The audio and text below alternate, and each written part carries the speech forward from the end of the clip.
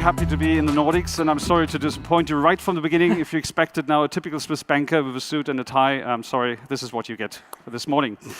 My name Norman Stürtz, already heard. I'm with Credit Suisse now since 12 years in the very interesting job and role that I really love as a Chief Data Officer.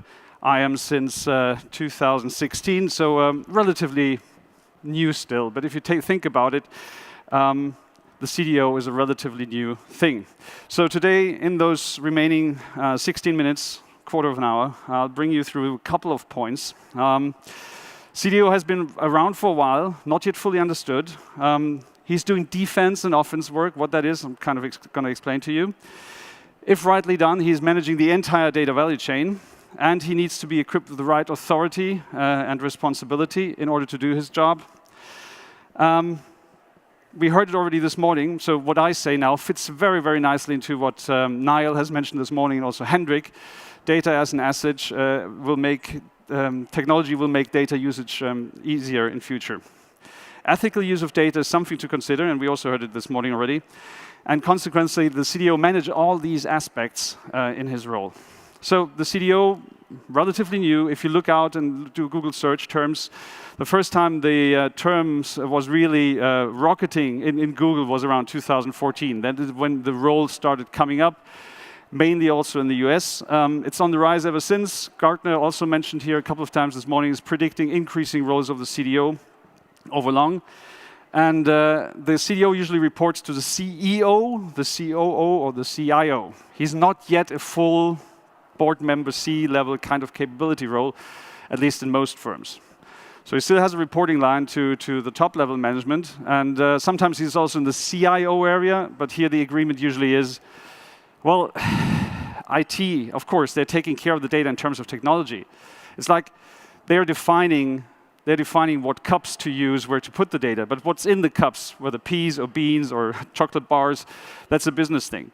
So hence, usually it is the fact or the point that the CDO should be actually in some kind of a business line. His role is often like in American football, defense and offense. And if you know American football, the two different teams, different skills. Right? You know, a fullbacker is absolutely different than an attacker, right? Just by the looks of the people. Yeah. And in the data teams, it's a little bit like that as well. So people who do the defensive topics of managing governance, quality, maybe go into data architecture and data engineering, kind of different types of people and characters than the ones who are the data scientists then, and data analysts, and the ones who go in interaction with business. And what we see is that these two areas, these two worlds, converge more and more. Some CDOs even have P&L responsibility. I don't. But there are some, and those are the ones which usually already started in the kind of e-business areas. I once met the CDO of The Economist, who came out of all the ad server business, right? So he directly has a value-added contribution that he can even measure. So CDOs, if you think about a little thing like a muesli, and by the way, that's very important. If you come to Switzerland and say muesli, people will stare at you because that's a little mouse. You have to say muesli, because that's the stuff that you eat.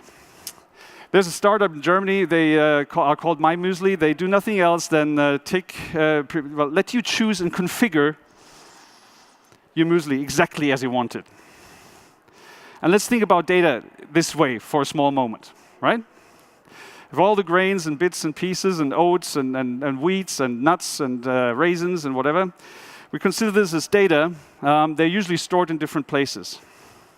And no one of us would actually go out now, go into the forest, collect nuts, go out and then harvest fruit and then dry them, and then go out in the fields. And we would not do that because we expect that is already happening. Either I get the full package already in the supermarket, or I can kind of configure my muesli as these guys do, and have exactly that what I need.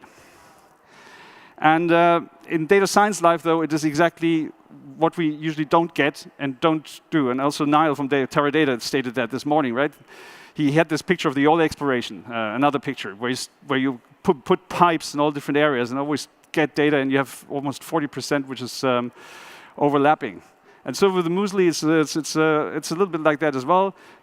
Data scientists need to go out and they need to scrape their nuts and raisins and oats together, make sure they're clean, make sure they're edible, so to say, and then only they can work with that. And you want to spare this work in the company. And we've all said this morning about the new core, with what has been said about data as becoming more and more important as prediction becomes something which is can be consumed at any time of the day. The value of the CDO is not just limited to data engineering or data topics, it's about managing the entire data asset management chain, right?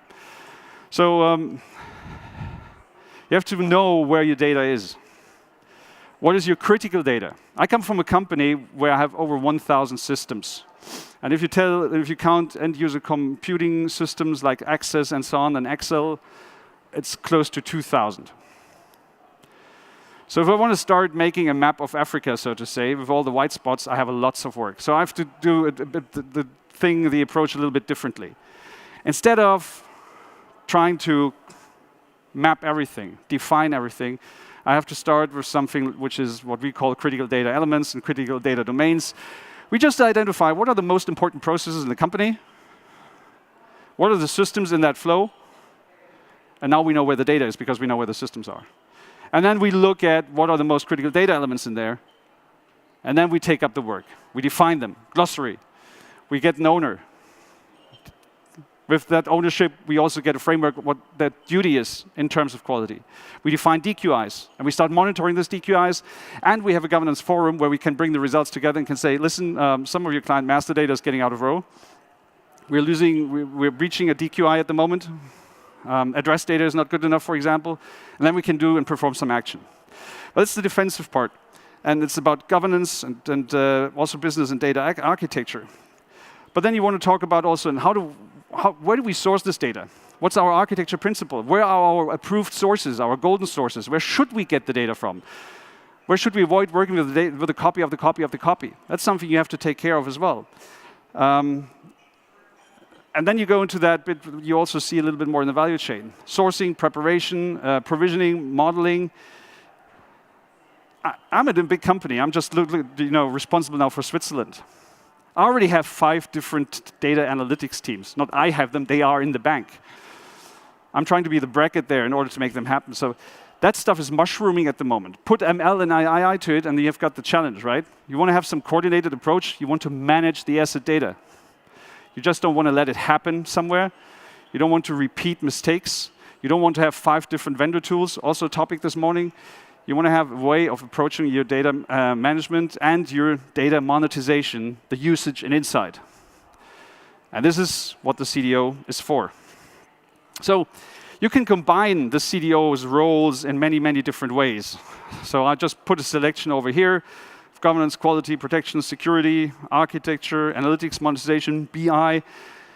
There's no one single truth to that. If you go out now and go to the companies who do have CDOs, you'll find various combinations of this and maybe even still some other aspects which I haven't put on that map. Nevertheless, what I'm trying to plead for here is if you want to manage data as an asset, you should start concentrating these things. And now already also in a small company, you see the problem. If I'm the head of data science, I'm very much interested in doing the analytic bits and pieces and providing the results to the business and maybe get them into production.